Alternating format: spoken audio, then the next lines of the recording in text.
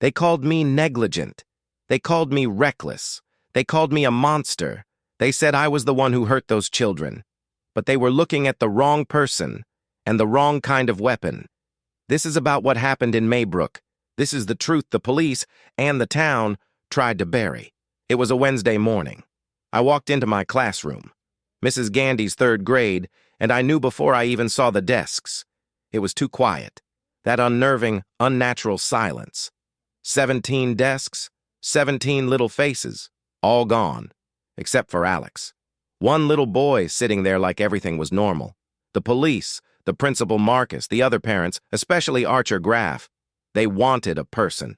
They wanted a teacher who drank too much to blame. It was easier than facing the impossible. It was easier than admitting that something wrong had walked into our town. They started calling it a mass runaway. But you don't watch a clip of 17 different kids in 17 different homes all waking up at 2:17 a.m. and just run. They were being pulled, guided. I saw the tapes. I saw that look in their eyes. The town's grief became a weapon, and they pointed it straight at me. I was desperate, paralyzed by guilt. I started watching Alex, the one who stayed. He was the key.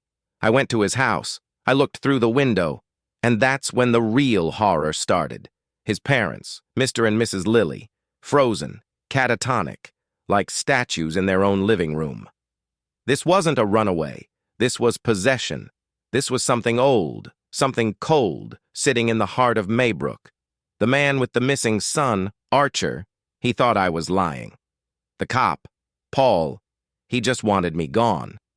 They were all so focused on the human reasons that they missed the monster. The monster was Gladys, Alex's aunt, and she wasn't using a knife or a gun.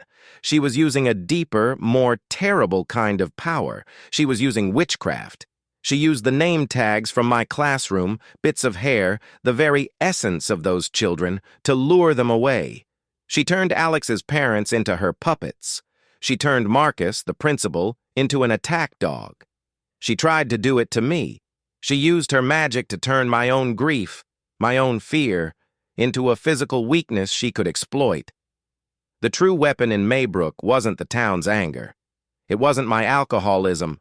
It was the manipulation that turned people into mindless, violent shells. Archer and I, the woman everyone hated and the father who hated her most, we had to face her. We had to go into that house, the one place where the nightmare lived. But it wasn't us who saved them. It was Alex, the one child who never left my sight. He watched her. He learned her spell.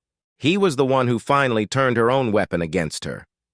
The children are home now, but they aren't right. Most of them still don't speak. They ran through the night, but they didn't escape unharmed. Don't talk about Maybrook as a mystery.